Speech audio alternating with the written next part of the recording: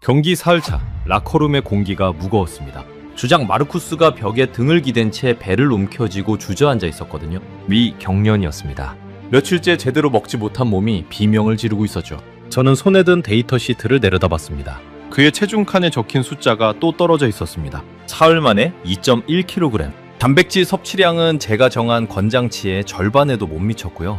회복은커녕 몸이 깎여나가고 있었습니다. 저는 입술이 바싹 마르는 걸 느꼈습니다. 저는 12년간 그램 단위로 선수의 몸을 관리해온 영양 트레이너였습니다.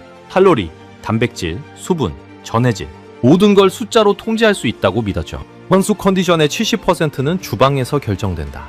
그게 제 신념이었습니다. 그런데 그 숫자들이 제 눈앞에서 보란듯이 무너지고 있었습니다. 시트를 쥔 손에 식은땀이 배었죠. 제가 평생 쌓아올린 방식이 통하지 않는다는 신호였으니까요. 선수촌 공용 식당은 탄소 배출을 줄인다는 명분으로 채식 위주의 간소한 메뉴만 내놓고 있었습니다. 매일 똑같은 샐러드, 똑같은 파스타. 고기는 턱없이 부족했고요. 우리 선수들은 음식에 물려 수저를 놓기 시작했습니다. 저의 정교한 식단표는 종이 위에서만 완벽했죠. 정작 선수의 입속으로는 아무것도 들어가지 못했습니다. 숫자로 가득한 제 노트북이 그렇게 무력해 보인 적이 없었습니다. 그날 오후였습니다. 복도 끝에서 이상한 광경을 봤습니다. 한국 대표팀이 묵는 층으로 김이 모락모락 나는 도시락이 줄지어 배달되고 있었거든요. 그리고 그 도시락을 받아든 한국 선수들의 표정이 멀쩡했습니다. 아니, 멀쩡한 정도가 아니라 생기가 돌았습니다.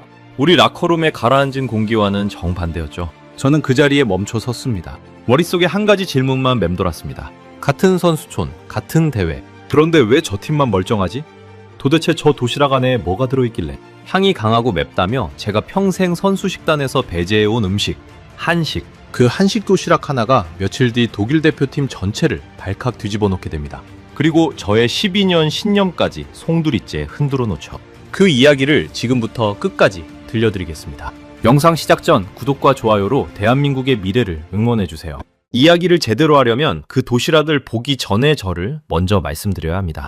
그래야 제가 얼마나 단단한 편견 속에 살았는지 아실 테니까요. 제 이름은 토마스 리히터, 독일 축구대표팀의 수석 영양 트레이너입니다. 스포츠 영양학으로 박사학위를 받았고 분데스리가의 명문 구단에서 12년을 일했습니다. 월드컵에는 2번 영양팀장으로 동행했고요. 제 직업을 한 문장으로 요약하면 이렇습니다. 선수가 입에 넣는 모든 것을 숫자로 바꾸는 사람. 저는 정말로 모든 걸 줬습니다. 한 선수가 아침에 먹는 오믈렛이 단백질 몇 그램인지, 그 안에 지방이 몇 그램인지, 점심까지 혈당이 어떻게 움직이는지, 저녁 훈련 전 탄수화물 섭취 시점을 30분 단위로 조정했고, 경기 후 회복 단백질은 체중 1kg당 0.4g까지 계산에 맞췄습니다. 선수들의 소변 색깔로 수분 상태를 매일 점검했고요. 제 노트북 안에는 선수 한 명당 수백 개의 숫자가 살아 움직였습니다. 예를 들어 볼까요?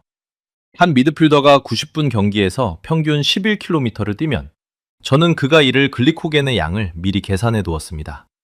경기 전날 저녁의 탄수화물 양, 경기 당일 아침의 탄수화물 양, 하프타임에 마실 음료의 당 농도까지 전부 표로 만들어 두었죠.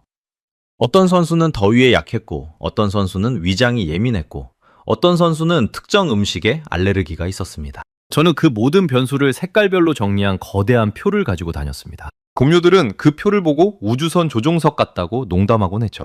저는 그 농담이 칭찬으로 들렸습니다. 제가 관리한 선수들의 부상 회복 속도는 리그 평균보다 빨랐고 시즌 후반 체력 저하 폭도 적었습니다. 구단은 그 성과를 제 공으로 돌렸고 저는 그걸 당연하게 받아들였죠. 데이터가 선수를 이기게 만든다. 그 믿음은 매 시즌 더 단단해졌습니다. 제가 짠 회복 프로토콜은 구단 내부 교본이 되었고 다른 트레이너들이 제 방식을 배우러 찾아오기도 했습니다. 저는 그 모든 게 숫자의 승리라고 생각했습니다. 저는 이 방식에 자부심이 있었습니다. 아니, 자부심을 넘어 우월감이 있었죠. 경험과 감으로 선수 식단을 짜는 옛날 트레이너들을 저는 속으로 비웃었습니다. 음식은 감정이 아니라 데이터다. 그게 제 입버릇이었습니다. 회의 때마다 저는 화면에 그래프를 띄우며 코칭 스태프를 설득했고 대부분 제 말이 맞았습니다. 적어도 그때까지는요. 제가 처음 영양 트레이너 일을 시작했을 때 한 노장 코치가 제게 이런 말을 했습니다.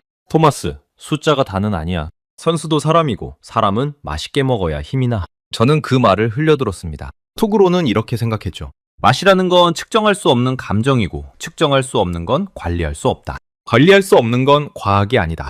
저는 그 코치를 구식이라고 여겼고 그가 은퇴할 때 속으로 안도했습니다. 이제 주방에서 감정을 빼고 데이터만 남길 수 있겠다고 생각했거든요. 지금 생각하면 부끄러운 오만이었습니다. 하지만 그때 저는 제가 시대를 앞서간다고 믿었습니다. 그런 제게 가장 위험한 음식이 하나 있었습니다.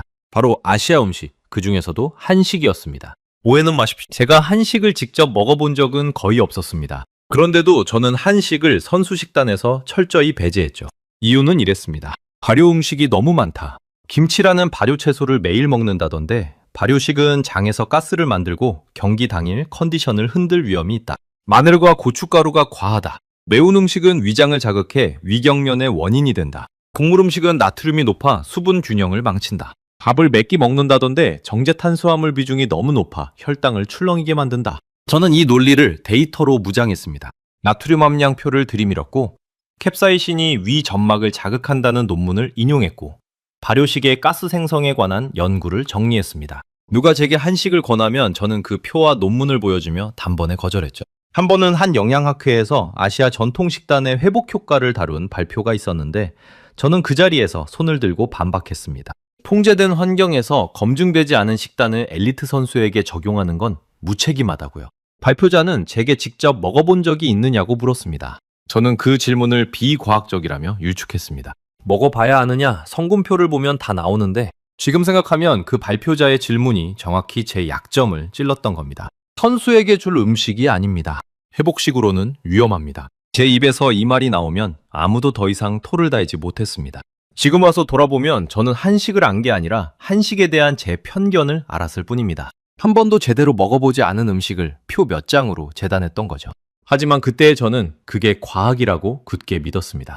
저는 심지어 우리 선수 중 한 명이 한식당에 가고 싶어 했을 때도 막았습니다. 그 선수는 어린 시절 한국계 친구 집에서 먹은 음식을 그리워했거든요. 저는 단호하게 말했습니다. 대회 기간에는 안 됩니다. 검증되지 않은 음식은 위험을 감수할 가치가 없어요. 그 선수는 아쉬운 표정으로 물러났고 저는 제가 그를 보호했다고 뿌듯해했습니다. 그게 보호가 아니라 차단이었다는 걸 그때는 전혀 몰랐죠. 월드컵 출국을 2주 앞둔 어느 날이었습니다.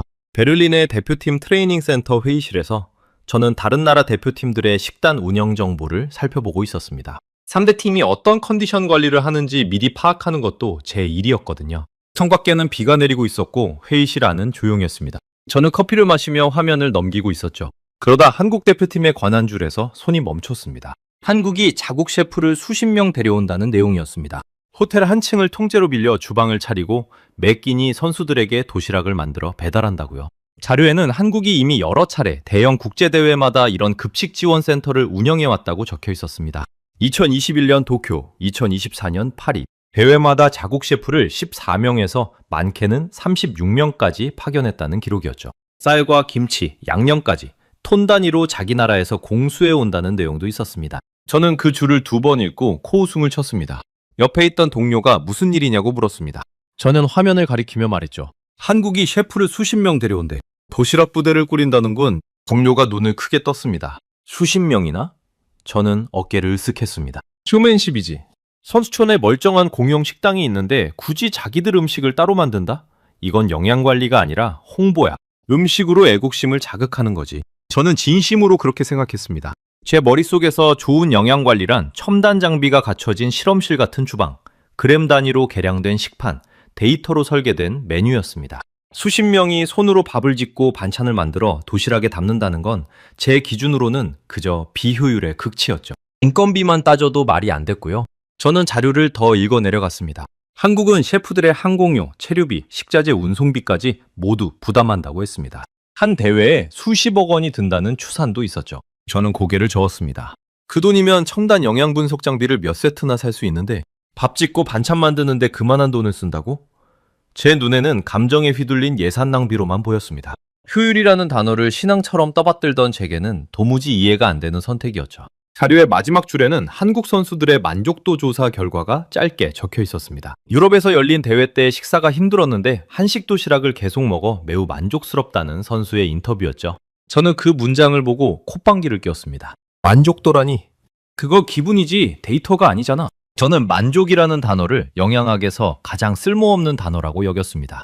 선수가 만족했든 안 했든 중요한 건 그의 몸에 들어간 영양소의 정확한 양이라고 믿었으니까요. 그날 저는 동료에게 호기롭게 말했습니다. 두고 봐. 대회 중반쯤 되면 저 도시락 부대가 제일 먼저 지칠 거야. 우리는 데이터로 가는 팀이고 저쪽은 정성으로 가는 팀이거든. 스포츠는 정성으로 이기는 게 아니야. 동료는 웃으며 고개를 끄덕였습니다. 하긴 자네 시트를 이길 수 있는 건 없지. 저는 그 말에 어깨가 으쓱해졌습니다. 제 자만심에 기름을 부은 한마디였죠.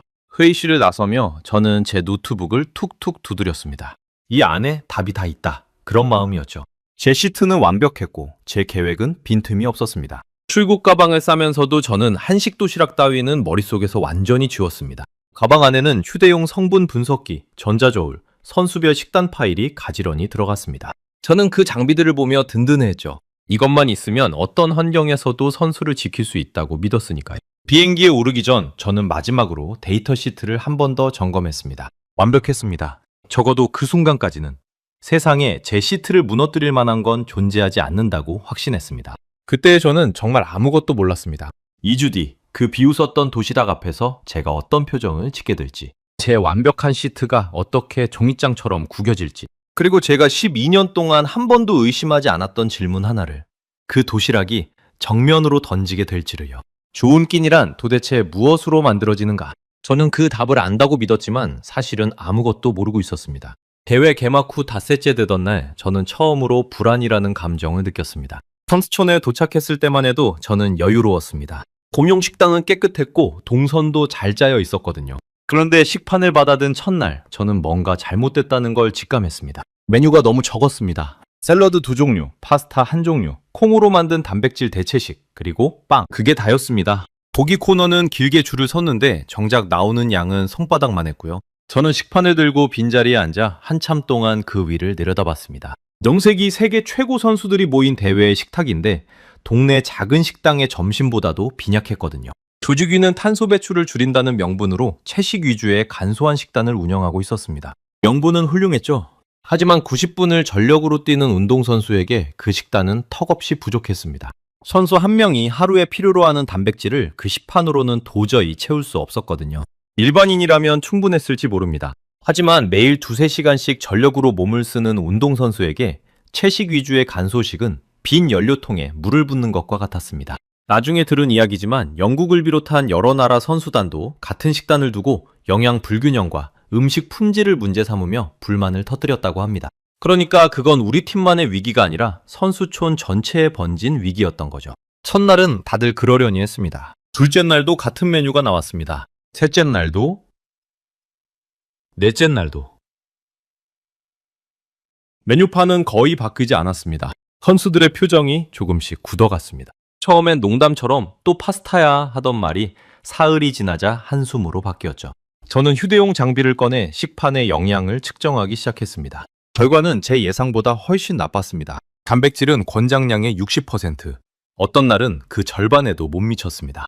저는 부족한 단백질을 보충제로 메우려 했습니다. 단백질 쉐이크, 단백질 바, 보충 캡슐, 제 가방 안에 모든 걸 동원했죠. 처음 며칠은 그럭저럭 버텼습니다. 숫자상으로는 부족한 단백질이 채워졌으니까요. 저는 시트를 보며 안도했습니다. 결국 데이터로 해결되잖아. 하지만 곧 문제가 드러났습니다. 선수들이 보충제를 거부하기 시작한 겁니다. 한 공격수가 제게 말했습니다. 토마스, 이 가루를 물에 타서 마시는 것도 하루 이틀이지. 입에서 모래 씹는 맛이 나요. 저는 처음으로 말문이 막혔습니다. 제 데이터 시트에는 단백질 그램 수만 적혀 있었지 그걸 선수가 어떤 기분으로 삼키는지는 적혀 있지 않았거든요. 그 공격수는 쉐이크를 반쯤 남기고 자리를 떴습니다. 저는 남은 쉐이크를 멍하니 바라봤습니다. 영양소는 컵 안에 그대로 남아있는데 그건 선수의 몸에 단 1g도 들어가지 못한 거였죠. 숫자와 현실 사이의 그 틈이 저를 서서히 옥죄어오기 시작했습니다. 식사는 단순히 영양소를 몸에 넣는 행위가 아니었습니다. 선수들에게 끼니는 하루의 유일한 위안이기도 했습니다. 낯선 나라, 엄청난 압박, 매일 반복되는 훈련. 그 속에서 따뜻하고 맛있는 한 끼는 무너지는 마음을 붙잡아주는 닻이었죠.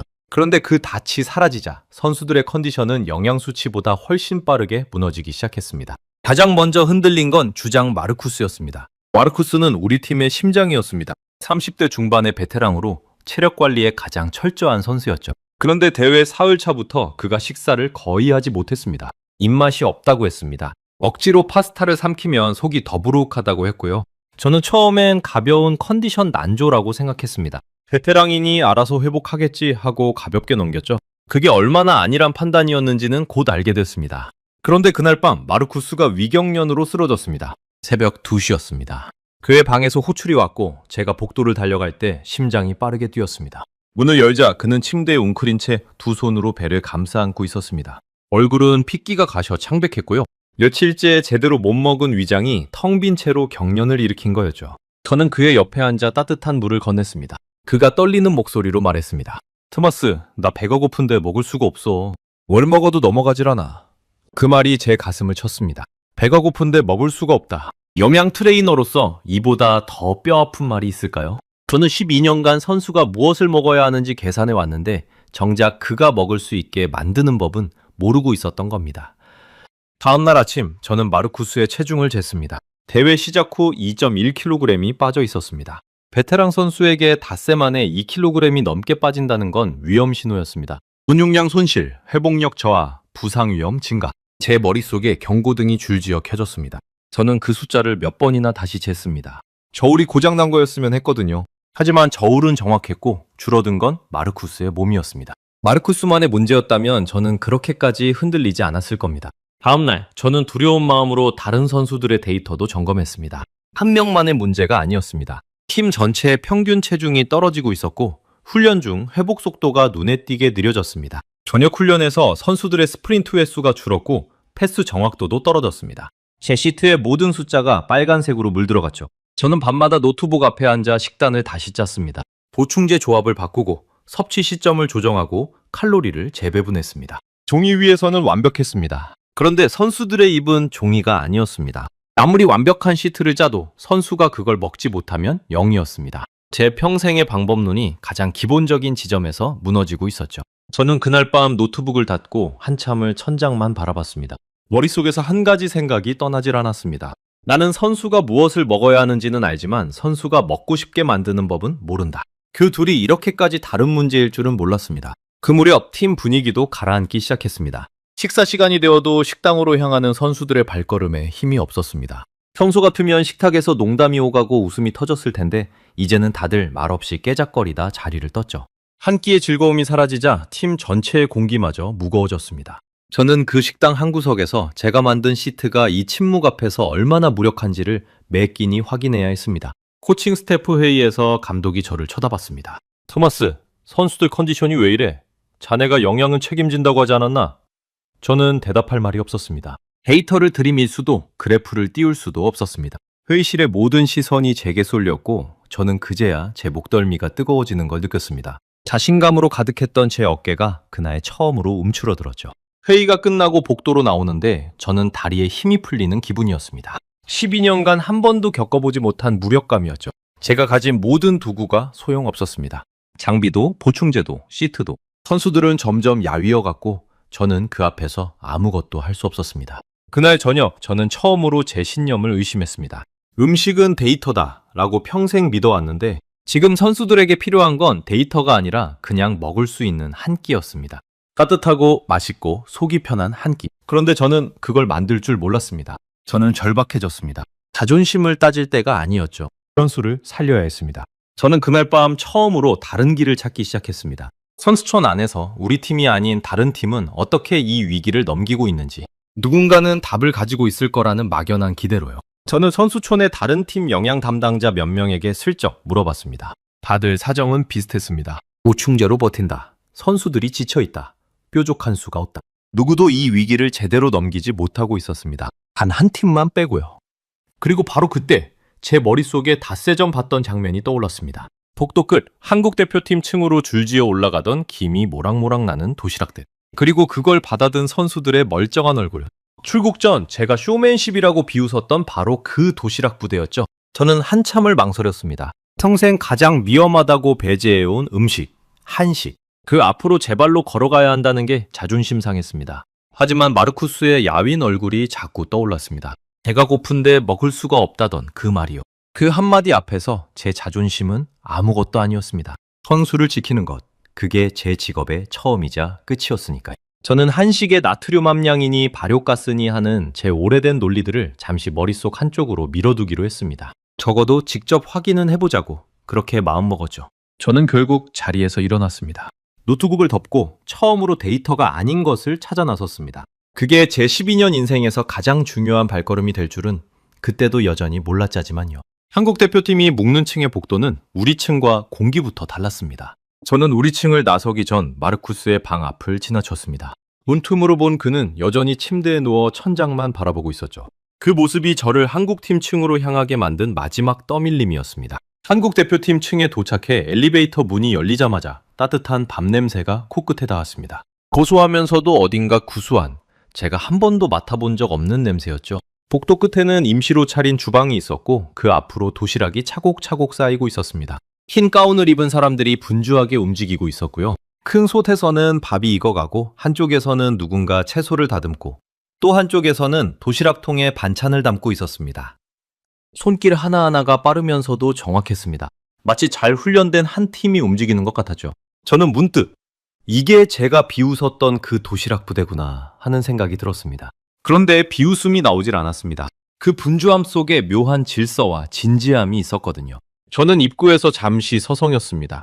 무슨 명분으로 들어가야 할지 막막했거든요. 그때 한 남자가 저를 발견했습니다. 50대쯤 되어 보이는 단단한 체격에 말수가 적어 보이는 사람이었죠.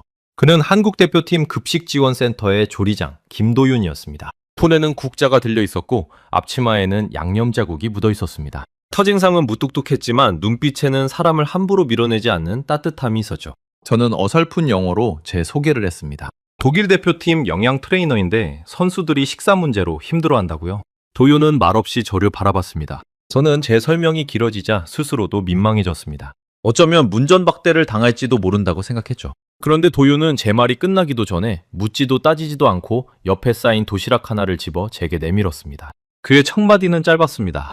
일단 드셔보세요. 100마디 설명보다 한번 먹어보는 게 빠르다는 듯한 태도였습니다. 저는 그 도시락을 받아들고 한쪽 의자에 앉았습니다. 솜은 손에 묵직했습니다. 양이 넉넉하다는 뜻이었죠. 우리 선수촌 시판의 손바닥만한 고기와는 처음부터 무게가 달랐습니다. 뚜껑을 열자 김이 확 피어올랐습니다. 그 김 너머로 알록달록한 반찬들이 가지런히 칸을 나눠 담겨 있었습니다. 흰쌀밥, 빨갛게 양념된 고기볶음, 노란 계란말이, 까만 콩조림, 그리고 깍두기라는 빨간 무 조각. 솔직히 말씀드리면 처음 본 순간 제 머릿속 경고등이 다시 켜졌습니다. 빨간 양념, 고춧가루, 마늘 냄새. 제가 평생 위험하다고 배제해온 그 모든 것이 한 통에 담겨 있었으니까요. 손바닥에 땀이 살짝 뱄습니다. 마치 한 번도 가보지 않은 길 앞에 선 기분이었죠. 저는 직업병처럼 성분부터 따졌습니다. 이 고기볶음에 나트륨이 얼마나 들었을까? 이 빨간 무는 발효식이라 가스를 만들지 않을까? 머릿속으로 위험 목록을 작성하며 저는 망설이다 젓가락 대신 포크를 들었습니다. 그리고 계란말이 한 조각을 입에 넣었습니다. 부드러웠습니다. 짜지 않았고 담백했습니다. 혀에 닿는 순간 솜털처럼 폭신하게 풀어지면서 안에 잘게 썬 채소가 식감을 살려줬죠. 저는 조금 놀랐습니다. 단순한 계란 요리인데 굽기와 간이 절묘했거든요. 너무 익히지도 덜 익히지도 않은 그 미묘한 지정. 이건 기계가 아니라 오랜 손맛이 만들어낸 결과였습니다. 하지만 저는 애써 마음을 다잡았습니다. 계란말이는 원래 무난한 음식이니까 하고요. 진짜 시험은 그 빨간 고기였죠. 저는 마음을 단단히 먹고 고기볶음을 한 점 집었습니다. 도윤은 이 고기볶음을 제육볶음이라고 불렀습니다. 돼지고기를 고추장 양념에 볶은 한국의 대표적인 가정식이라고요. 저는 매울 거라고 각오했습니다. 위장을 자극하는 강한 자극을 예상했죠. 그런데 입에 넣은 순간 제 예상은 완전히 빗나갔습니다. 맵긴 했습니다. 하지만 그 매운맛은 제가 두려워하던 공격적인 매움이 아니었습니다. 혀를 찌르고 위를 핥히는 매움이 아니라 깊고 둥근 매움이었죠. 달콤한 맛이 먼저 입안에 퍼지고 그 뒤로 은은한 매운기가 천천히 따라왔습니다. 양념 안에는 단맛, 짠맛, 매운맛, 그리고 마늘의 고소한 향까지 여러 겹이 쌓여 있었습니다. 저는 그제야 깨달았습니다. 제가 두려워한 건 매운맛 자체가 아니라 매운맛에 대한 제 무지였다는 걸요. 제대로 만든 매운 양념은 자극이 아니라 풍미였습니다. 고기는 부드러웠고 양념은 밥과 어우러졌습니다. 짜지도 않았습니다. 무엇보다 한 입 먹고 나니 다음 한 입이 땡겼습니다. 그게 가장 충격이었습니다. 보충제 쉐이크는 한 모금 마시면 다음 모금이 두려웠는데 이건 정반대였거든요. 몸이 음식을 거부하는 게 아니라 몸이 음식을 부르고 있었습니다. 저는 12년간 단 한 번도 선수의 몸이 음식을 부른다는 개념을 진지하게 고민해 본 적이 없었습니다. 늘 영양소를 몸에 밀어넣는 것만 생각했지 몸이 스스로 받아들이게 만드는 건 생각하지 못했던 거죠. 저는 어느새 밥을 한 숟갈 떠서 고기와 함께 먹고 있었습니다. 흰쌀밥은 찰기가 있으면서도 고슬고슬했습니다. 고기의 양념을 부드럽게 받아주는 도화지 같은 역할이었죠. 그리고 깍두기를 곁들였습니다. 도윤이 그 빨간 무조각을 깍두기라고 알려줬거든요. 아삭한 식감과 시원한 맛이 입안을 정리해줬습니다. 기름진 고기 뒤에 그 아삭한 무 한 조각이 들어가니 입안이 개운해지면서 또 밥이 땡겼습니다. 저는 멈출 수가 없었습니다. 며칠간 제대로 먹지 못한 제 몸이 이 도시락을 반기고 있었던 거죠. 정신을 차려보니 저는 도시락을 거의 다 비우고 있었습니다. 그 순간 저는 젓가락질을 멈추고 빈 도시락통을 내려다봤습니다. 등줄기에 서늘한 기운이 스쳤습니다. 이게 말이 안 됐거든요. 제 모든 이론에 따르면 이 음식은 위장에 부담을 주고 컨디션을 흔들어야 했습니다. 그런데 저는 속이 편안했습니다. 더부룩하지도 자극적이지도 않았습니다. 오히려 며칠 만에 처음으로 포만감과 만족감이 동시에 들었죠. 저는 빈통을 들고 한참을 앉아 있었습니다. 가슴이 두근거렸습니다. 무언가 거대한 것을 잘못 알고 살아왔다는 자각이 천천히 명치 끝에서 올라왔거든요. 머릿속에서 한 문장이 또렷하게 떠올랐습니다. 이건 그냥 만든 음식이 아니다. 이건 설계된 음식이다. 저는 직업적 습관대로 머릿속으로 그 도시락을 분해하기 시작했습니다. 그런데 분해하면 할수록 소름이 돋았습니다. 흰쌀밥은 운동 후 빠르게 흡수되는 에너지원, 제육볶음은 양질의 동물성 단백질, 계란말이는 추가 단백질과 채소, 콩조림은 식물성 단백질과 섬유질의 보충, 깍두기는 소화를 돕고 입맛을 살리는 발효 채소, 거기에 밥과 반찬의 비율, 짠맛과 단맛과 매운맛의 균형까지 각각의 요소가 제자리에 정확히 놓여 있었습니다. 우연이 아니었습니다.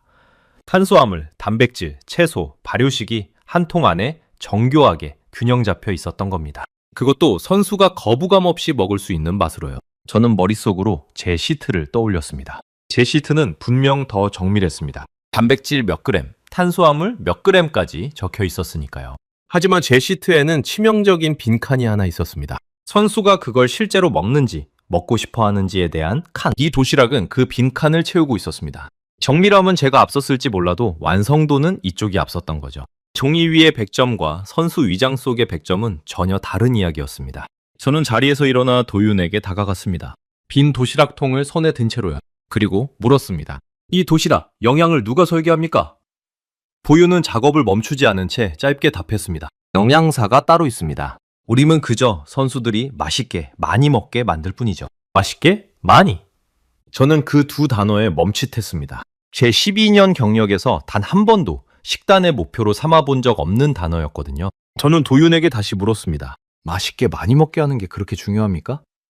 도윤은 그제야 손을 멈추고 저를 똑바로 봤습니다. 그리고 말했습니다. 아무리 좋은 영양도 선수 입에 안 들어가면 종이 쪼가리예요. 우리는 그 종이 쪼가리를 진짜 밥으로 바꾸는 사람들입니다. 저는 그 말에 가슴이 철렁했습니다. 종이 쪼가리. 그건 바로 며칠째 무력하게 빨간 숫자만 채우던 제 시트를 가리키는 말 같았거든요. 저는 늘 정확하게 부족함 없이를 목표로 삼았습니다. 맛있게, 많이는 비과학적인 표현이라며 멀리했죠.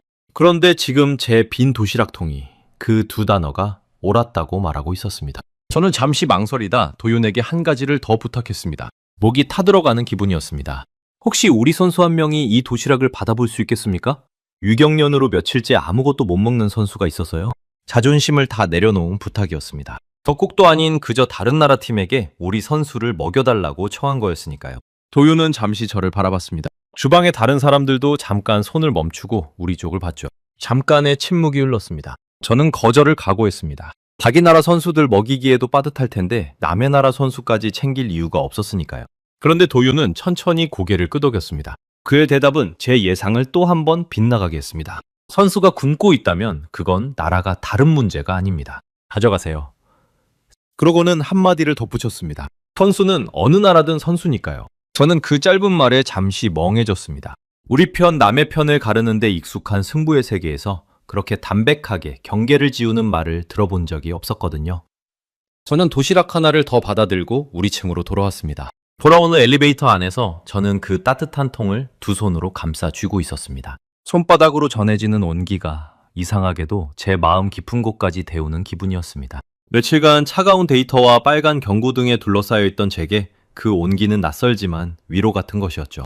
머릿속은 여전히 혼란스러웠죠. 12년간 쌓아온 제 이론과 방금 제 입과 위장이 증언한 사실이 정면으로 충돌하고 있었으니까요. 머리는 여전히 이건 말이 안 된다고 외쳤지만 몸은 이미 다르게 답하고 있었습니다. 며칠 만에 처음으로 속이 든든했고 머리가 맑아지는 기분이었죠. 저는 그날 밤 노트북을 열어 한식의 성분을 다시 검색하기 시작했습니다. 제 편견을 확인하려는 게 아니라 제 편견이 틀렸다는 걸 인정할 준비를 하면서요. 화면에는 발효채소가 장 건강에 미치는 효과, 한국식 국물 요리의 수분과 전해질 보충 기능 같은 자료들이 줄줄이 떴습니다. 제가 위험하다고 단정했던 그 특성들이 알고 보니 운동선수의 회복에 오히려 도움이 될 수 있다는 연구들이었죠. 저는 화면을 넘기며 입안이 바싹 말라가는 걸 느꼈습니다. 제가 12년간 들이밀어온 그 논문들의 반대편에 이렇게 두꺼운 반론이 쌓여 있었다는 걸 그제야 본 거니까요. 그게 제 인생에서 가장 겸손했던 검색이었습니다. 그리고 그 검색이 그리고 다음날 만나게 될 한 사람이 저를 완전히 다른 사람으로 만들어 놓게 됩니다. 제가 평생 숫자로만 봐온 음식의 진짜 얼굴을 그 사람이 제 언어로 풀어 보여줄 참이었거든요. 다음날 오후 저는 다시 한국팀층을 찾아갔습니다. 이번엔 도시락을 얻으러 간 게 아니었습니다. 한 사람을 만나기 위해서였죠. 전날 도윤이 말한 영양사, 그 사람을 꼭 만나고 싶었습니다. 이 도시락을 설계한 머리, 제 12년 이론과 정면으로 부딪히는 그 머리가 누구인지 확인해야 했거든요. 밤새 검색을 하면서도 답이 풀리지 않았습니다. 발효식과 매운맛과 국물이 어떻게 회복식이 될 수 있는지 책만으로는 도무지 정리가 안 됐죠. 결국 직접 묻는 수밖에 없었습니다. 주방 한쪽에서 태블릿을 들고 식단표를 점검하던 한 여성이 저를 맞았습니다. 급식지원센터의 영양사 한지수였습니다. 저는 솔직하게 말했습니다. 어제 당신들 도시락을 먹었습니다. 그리고 제 모든 상식이 무너졌습니다. 설명을 듣고 싶습니다. 어떻게 한식이 회복식이 될 수 있는지. 12년간 영양을 다뤄왔지만 어제 그 도시락 앞에서 저는 아무것도 모르는 초보 같았습니다. 자존심을 내려놓고 묻는다는 게 쉽진 않았지만 그땐 진심으로 배우고 싶었습니다. 지수는 빙긋 웃더니 제가 영양 트레이너라는 걸 알고 곧장 제 언어로 말하기 시작했습니다. 탄수화물, 단백질, 회복 시점, 글리코겐. 제가 매일 쓰는 단어들이 그의 입에서 자연스럽게 흘러나왔습니다. 그 순간 저는 깨달았습니다. 이 사람은 저와 같은 세계의 사람이라는 걸요. 단지 저보다 한 걸음 더 나아간 사람이었죠. 저는 영양소까지만 봤는데 지수는 그 영양소가 사람 입으로 들어가는 마지막 순간까지 보고 있었으니까요. 지수는 먼저 국물 이야기를 꺼냈습니다. 한식에는 국물 요리가 많죠. 트레이너님은 국물을 나트륨 덩어리로 보셨을 겁니다. 저는 솔직히 고개를 끄덕였습니다. 그러자 지수가 말했습니다. 하지만 생각해보세요. 90분을 뛴 선수가 잃는 게 뭡니까? 수분과 전해질이죠. 땀으로 나트륨, 칼륨이 빠져나갑니다. 그걸 다시 채워야 회복이 됩니다. 따뜻한 국물 한 그릇에는 수분과 전해질이 동시에 들어있어요. 그것도 선수가 거부감 없이 따뜻하게 넘길 수 있는 형태로요. 저는 말문이 막혔습니다. 맞는 말이었거든요. 단순한 논리였지만 저는 그걸 한 번도 음식과 연결해 본 적이 없었습니다. 저는 선수들에게 전해질 음료를 따로 챙겨 먹였습니다. 그런데 한식은 그걸 국물 한 그릇에 자연스럽게 녹여놓은 거였죠. 인공적인 음료 대신 따뜻하고 맛있는 국물로요. 지수는 한마디를 덧붙였습니다. 한식은 향이 아니라 회복을 설계합니다. 국물 한 그릇에 수분과 전해질이 다 들어있어요. 저는 그 문장을 속으로 몇 번이나 되뇌었습니다. 향이 아니라 회복을 설계한다. 제가 평생 한식을 향으로만, 그것도 위험한 향으로만 봐왔다는 걸 정확히 찌르는 말이었거든요. 지수는 이어서 발효식 이야기를 했습니다. 김치 같은 발효채소를 위험하다고 보셨죠? 발효식은 장내 유익균을 늘립니다. 장이 건강해야 영양 흡수가 잘 되고 면역이 유지됩니다. 대회처럼 극심한 스트레스 상황에서는 선수들의 장이 가장 먼저 약해져요. 그때 발효식이 장을 지켜줍니다. 저는 어제 제가 먹은 깍두기를 떠올렸습니다. 기름진 고기 뒤에 입안을 정리해주던 그 아삭한 한 조각. 그게 단순히 맛만을 위한 게 아니었던 겁니다. 입맛을 돋우는 동시에 장을 지키는 두 가지 일을 한 조각이 해내고 있었던 거죠. 저는 그동안 반찬 하나하나를 그저 곁들이로만 봤습니다. 하지만 한식에서는 그 작은 반찬 하나에도 다 역할이 있었습니다. 그리고 지수는 제가 가장 두려워했던 매운맛을 짚었습니다. 매운맛은 식욕을 돋웁니다. 트레이너님, 팀의 선수들, 지금 입맛이 없어서 못 먹는 거잖아요? 저는 흠칫했습니다. 정확히 우리 팀의 문제였으니까요. 지수는 이어 말했습니다. 입맛 없는 선수에게 적당한 매운 양념은 침샘을 자극해서 한술 더 뜨게 만들어요. 물론 과하면 안 되죠. 그래서 우리는 맵기를 선수들이 부담 없이 먹을 수 있는 선까지만 맞춥니다. 자극이 아니라 식욕을 여는 열쇠로 쓰는 거예요. 저는 머리를 한 대 맞은 기분이었습니다. 제가 위험 요소라고 차단한 그 매운맛을 한식은 도구로 활용하고 있었던 겁니다. 지수는 평창에서 외국 선수들에게 가장 인기 있었던 한식도 알려줬습니다. 잔치국수, 비빔밥, 잡채, 김밥. 저는 그 이름들을 받아 적으며 하나하나 머릿속으로 분석했습니다. 잔치국수는 따뜻한 국물에 면을 넣은 음식이니 수분과 탄수화물을 동시에, 비빔밥은 밥에 여러 채소와 고기, 계란을 넣고 비벼 먹으니 한 그릇에 균형 잡힌 한 끼. 잡채는 당면과 채소와 고기. 김밥은 들고 다니며 먹기 좋은 간편식. 신기하게도 외국 선수들이 가장 좋아하는 음식들이 하나같이 회복식으로도 완벽한 구성이었습니다. 맛으로 끌리는 음식이 알고 보면 몸에도 가장 좋은 음식. 그게 우연일 리 없었죠. 저는 한참을 멍하니 서 있었습니다. 그동안 제가 단점이라고 표에 적어온 한식의 모든 특성이 사실은 다 이유가 있는 설계였던 거죠. 나트륨이 높은 국물은 전해질 보충, 발효채소는 장 건강, 매운 양념은 식욕 자극. 저는 음식을 성분표의 숫자로만 봤고 한식은 그 성분 하나하나를 사람의 회복에 정확히 맞춰 배치하고 있었습니다. 같은 재료라도 그것을 어떤 마음으로 누구를 위해 배치하느냐에 따라 전혀 다른 음식이 된다는 걸 저는 그제야 알았습니다. 제가 충격에 빠진 걸 본 지수가 마지막으로 한마디를 했습니다. 우리는 화려한 걸 만드는 게 아니에요. 선수가 한 끼라도 더 잘 먹고 한 경기라도 더 잘 뛰게 하는 것. 그게 전부예요. 저는 그 담담한 말 앞에서 한동안 입을 떼지 못했습니다. 제가 평생 거창한 이론으로 포장해온 일을 지수는 그렇게 단순하고 진솔하게 말하고 있었거든요. 그날 저녁 저는 숙소로 돌아와 노트북을 열었습니다. 한국의 급식 지원 시스템이 도대체 어떤 역사를 가지고 있는지 끝까지 파고들고 싶었거든요. 그리고 검색을 시작한 지 몇 분 만에 저는 의자에 등을 깊이 파묻은 채 화면에서 눈을 떼지 못했습니다. 화면을 채운 자료들은 제 예상을 한참 넘어섰습니다. 가장 먼저 나온 건 2018년 평창 동계올림픽 선수촌 식당 이야기였습니다. 그 식당은 24시간 운영됐습니다. 메뉴는 무려 420여 종. 하루에 제공된 식사가 7,000인분. 조리사만 180여 명이 상주했고요. 저는 그 숫자를 2번, 3번 다시 읽었습니다. 거헌 120종이라니. 제가 평생 짜온 식단표에는 많아야 수십 가지 메뉴가 들어갔습니다. 그런데 한 선수촌 식당에 420종이라니. 차원이 다른 규모였죠. 처음엔 그저 규모에 압도됐습니다. 그러다 문득 양으로 밀어붙인 거 아닌가 하는 의심도 들었습니다. 메뉴가 많으면 그중 하나는 입에 맞겠지 하는 식으로요. 하지만 자료를 더 읽으니 그 420종이 단순히 많기만 한 게 아니었습니다. 서양 요리, 아시아 음식, 한식은 물론 종교적 이유로 특정 음식만 먹는 선수를 위한 할랄 음식, 밀가루를 못 먹는 선수를 위한 글루텐 프리 음식까지 세계 각국 선수들의 몸과 신념을 전부 고려한 식단이었습니다. 한 명도 빠짐없이 모두가 자기 몸에 맞는 한 끼를 먹을 수 있도록요. 같은 올림픽이라도 어떤 대회의 선수촌은 메뉴가 20종에서 30종 수준이었다고 합니다. 평창의 420종과 비교하면 10배가 넘는 차이였죠. 같은 무대인데 선수를 먹이는 마음의 크기가 이렇게까지 다를 수 있다는 게 놀라웠습니다. 실제로 2026년 밀라노 대회 때 선수촌 식당 메뉴가 20종에서 30종에 불과하자 한국 선수들이 8년 전 평창을 그리워했다는 이야기까지 나왔다고 하더군요. 한 선수는 평창 땐 외국 선수들이 식당에 계속 와서 배를 두드리며 맛있다고 했다고 회상했습니다. 그리고 저는 한 문장 앞에서 완전히 멈춰섰습니다. 평창 올림픽 폐막을 앞두고 열린 결산 기자회견에서 국제올림픽위원회 위원장 토마스 바흐가 이렇게 말했다는 기록이었습니다. 선수촌과 덩기시설에 만족하지 못한다는 사람을 단 한 명도 보지 못했다. 실제로 그 대회 기간 선수촌 식당에는 단 한 건의 음식 불만도 접수되지 않았다고 했습니다. 저는 그 줄을 읽고 한동안 숨을 멈췄습니다. 손끝이 차갑게 식어가는 게 느껴졌죠. 화면의 글자들이 잠깐 흐릿하게 보일 정도로 정신이 아득해졌습니다. 생각해 보십시오. 전 세계 수천 명의 선수가 한자리에 모입니다.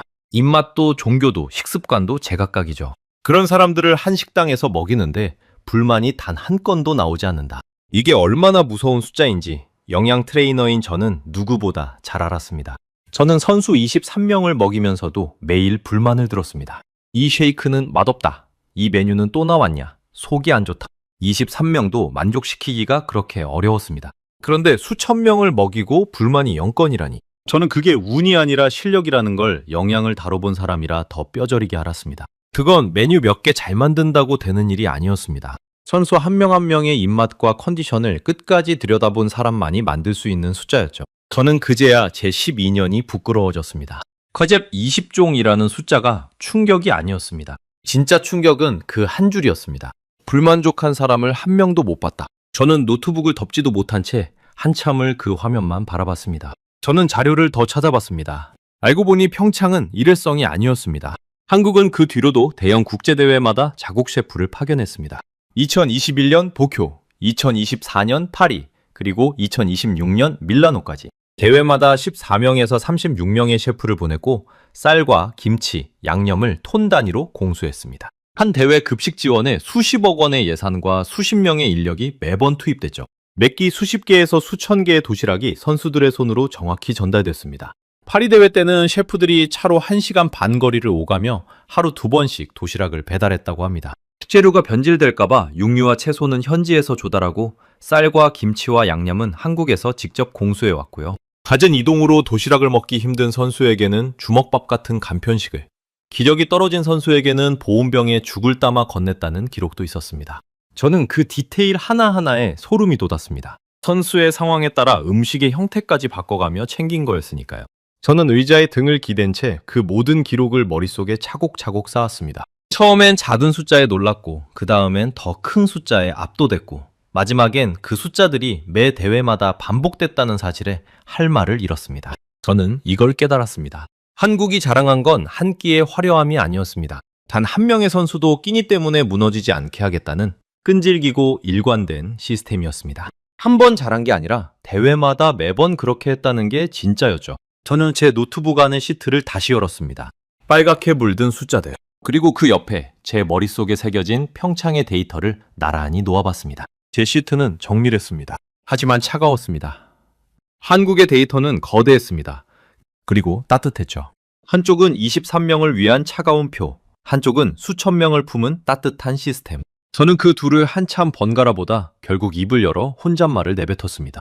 나는 12년간 그램을 셌다. 그런데 저 사람들은 선수의 마음까지 끼니에 담았다. 그 말을 하는 순간 제 목소리가 떨리는 걸 느꼈습니다. 12년간 단 한 번도 흔들리지 않았던 제 신념이 그 밤 완전히 무너지는 소리였습니다. 그건 패배감이 아니었습니다. 오히려 오랫동안 막혀있던 무언가가 뚫리는 시원하면서도 서글픈 감정이었죠. 저는 음식을 숫자로만 봐왔던 겁니다. 정작 그 음식을 먹는 사람을, 그 사람의 입맛과 마음과 위장을 보지 못한 채로요. 창밖은 어느새 깜깜했습니다. 저는 불 꺼진 방에 홀로 앉아 한참 동안 아무것도 하지 못했습니다. 부끄러움과 깨달음이 동시에 밀려왔거든요. 가슴이 묵직하면서도 머릿속은 어느 때보다 또렷했습니다. 그리고 결심했습니다. 내일은 코칭 스태프에게 정식으로 부탁하자고. 우리 선수들을 위해 자존심이 아니라 도움을 청하자고요. 그게 진짜 영양 트레이너가 할 일이었으니까요. 그날 밤 저는 잠을 거의 자지 못했습니다. 천장을 보며 제 12년을 처음부터 되감아 봤습니다. 제가 거절했던 선수의 한식당 부탁, 제가 비웃었던 노장 코치의 말, 학회에서 제가 유축했던 발표자의 질문, 먹어본 적은 있느냐던 그 질문, 그 모든 순간들이 한 줄로 이어지며 같은 곳을 가리키고 있었습니다. 너는 음식을 먹는 사람을 본 적이 없다. 너는 표만 봤지 사람을 본 적이 없다. 저는 베개에 얼굴을 묻었습니다. 12년간 쌓아온 자부심이 와르르 무너지는 건 생각보다 훨씬 아픈 일이었습니다. 하지만 동시에 이상한 후련함도 있었습니다. 드디어 제가 놓치고 있던 마지막 조각을 찾은 기분이었거든요. 영양학의 끝은 정밀한 숫자가 아니라 그 숫자가 사람의 몸으로 온전히 들어가게 만드는 일이라는 것. 한국의 도시락이 제게 가르쳐 준 건 바로 그거였습니다. 다음날 아침, 저는 코칭 스태프 회의실 문을 열었습니다. 손에는 노트북도 데이터 시트도 들려있지 않았습니다. 빈손이었죠. 평생 데이터로 무장하고 회의실에 들어섰던 제가 처음으로 아무것도 없이 들어선 순간이었습니다. 그동안 저는 자료 없이는 한마디도 하지 못하는 사람이었습니다. 숫자가 저를 지켜준다고 믿었거든요. 그런데 그날은 숫자 뒤에 숨고 싶지 않았습니다. 제 입으로 제 잘못을 말하고 싶었습니다. 감독과 코치들이 저를 쳐다봤습니다. 평소 같으면 화면에 그래프부터 띄었을 저였죠. 하지만 그날은 손을 모은 채 잠시 서 있었습니다. 무슨 말부터 해야 할지 골랐거든요. 그러다 저는 천천히 입을 열었습니다. 제가 틀렸습니다. 우리 선수들을 살릴 답이 제 노트북 안에 없었습니다. 한국 대표팀의 도움을 청하려고 합니다.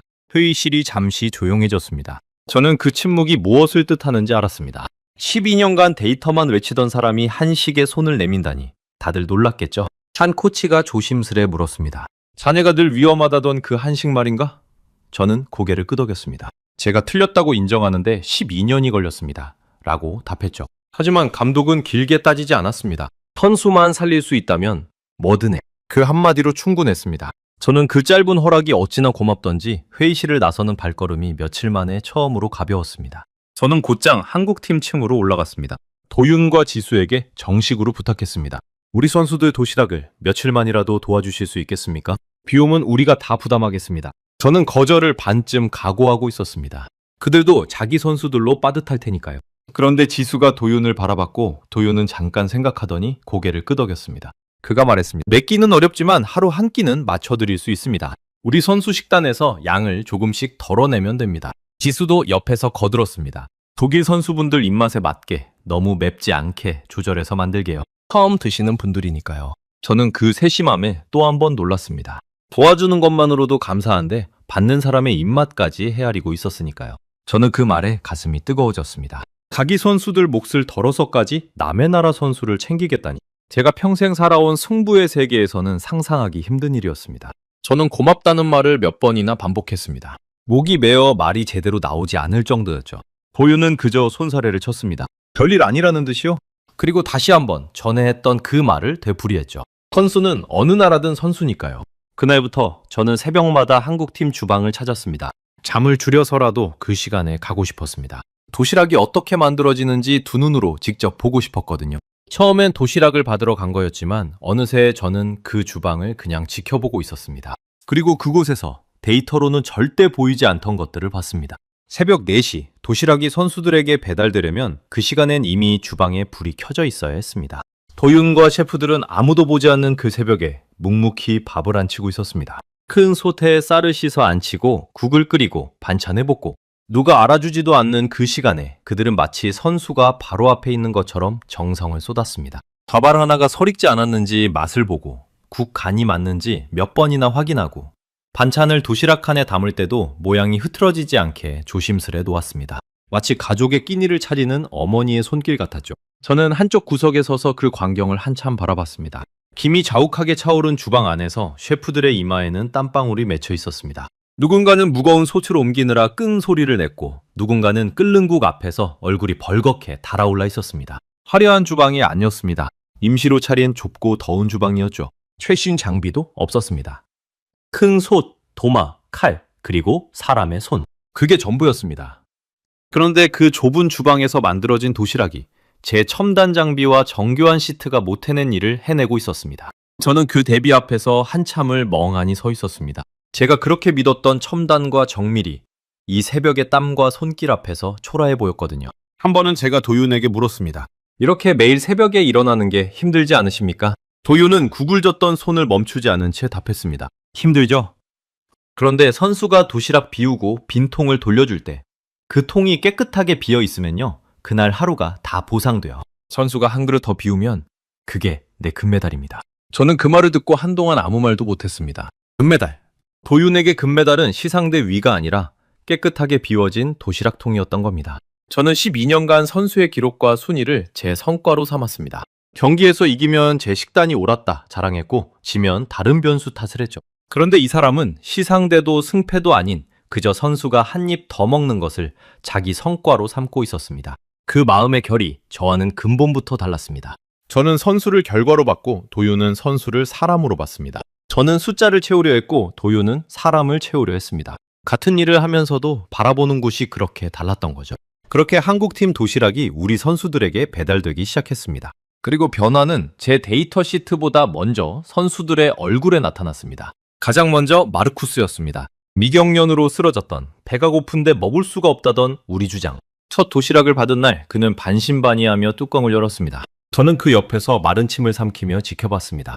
제발 한 술이라도 넘기기를 속으로 빌었습니다. 손에 땀이 배는 게 느껴졌죠. 마르쿠스가 밥 한 술을 떠서 고기와 함께 입에 넣었습니다.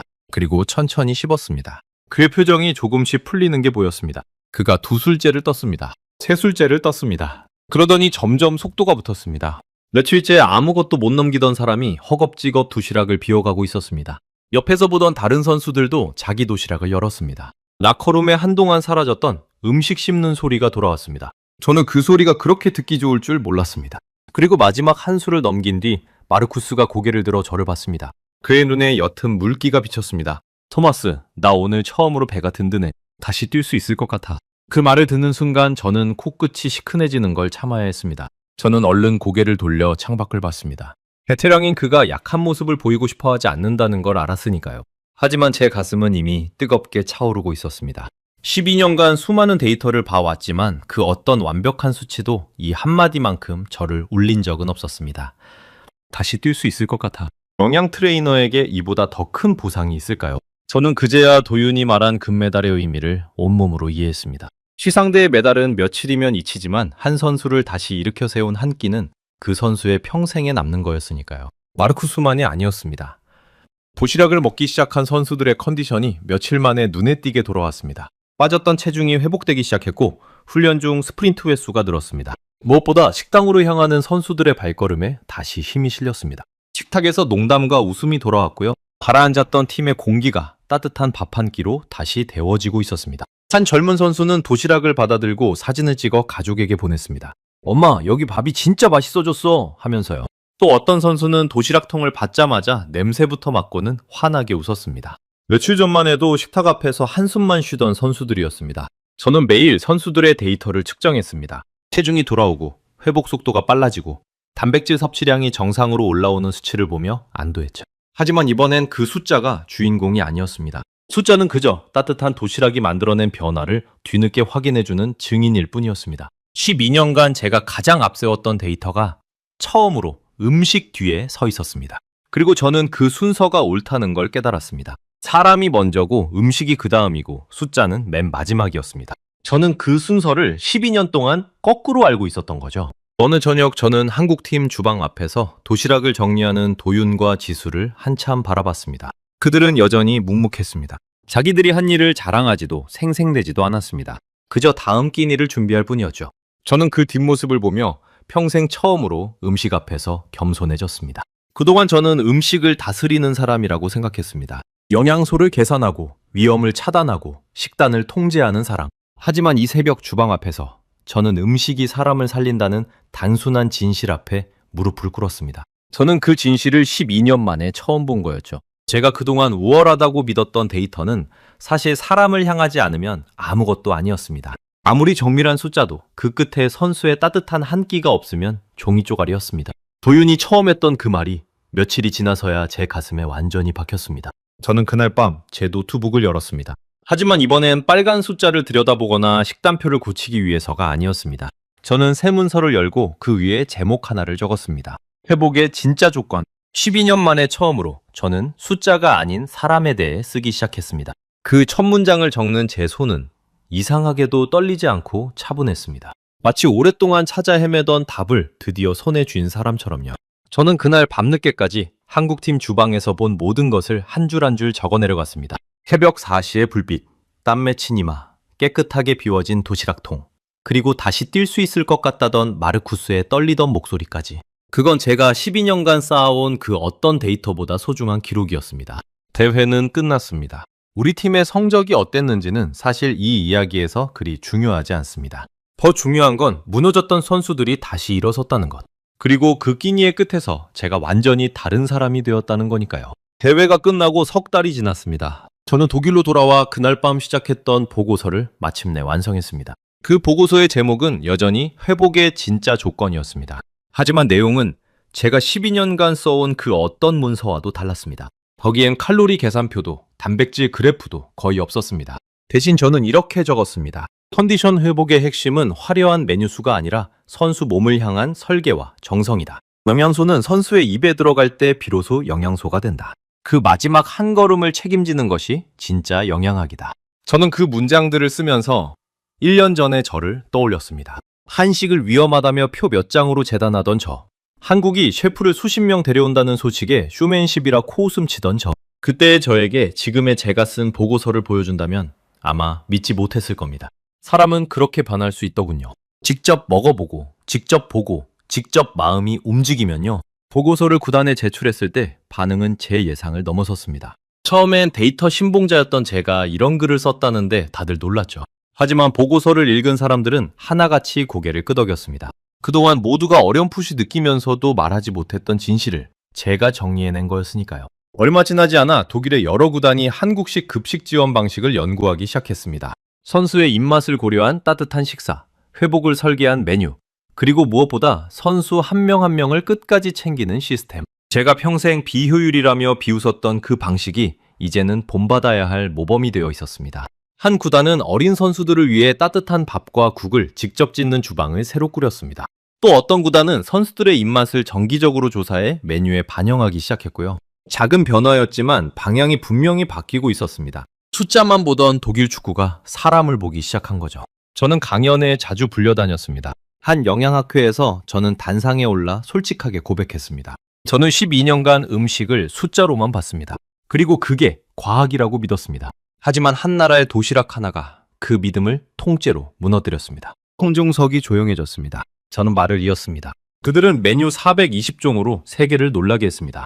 하지만 저를 진짜 놀라게 한 건 그 숫자가 아니었습니다.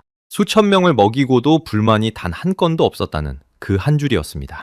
그건 음식 솜씨가 아니라 사람을 대하는 태도였습니다. 한 명의 선수도 끼니 때문에 무너지게 두지 않겠다는 그 끈질긴 마음 말입니다.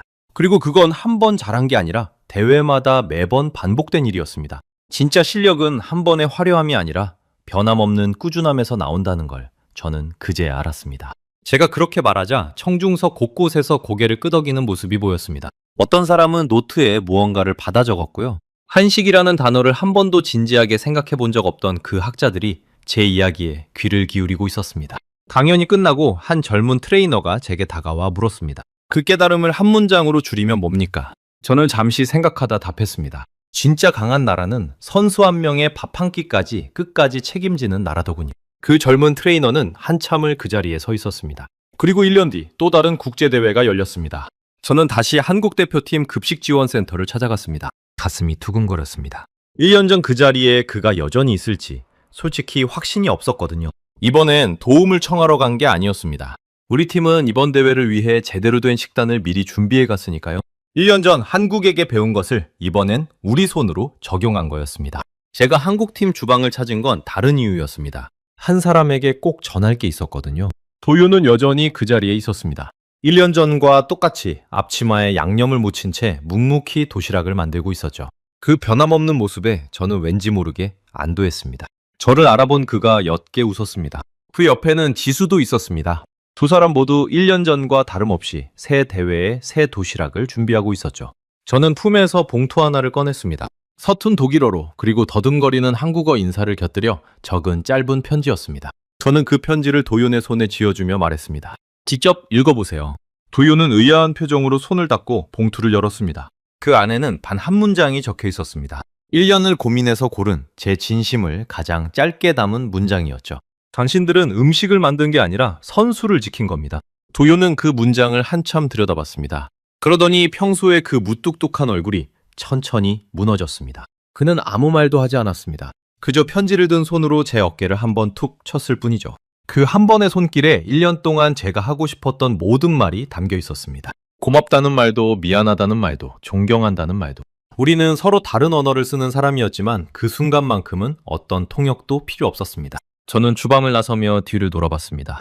도요는 다시 도시락을 만들고 있었습니다. 그 모습은 1년 전과 조금도 다르지 않았습니다. 누가 알아주든 말든 새벽마다 밥을 안 치고 선수의 빈 도시락통을 금메달로 여기는 사람. 한국이 대회마다 묵묵히 이어온 그 정성의 한가운데 그가 서 있었습니다. 돌아오는 비행기 안에서 저는 창밖의 구름을 보며 오래 생각에 잠겼습니다.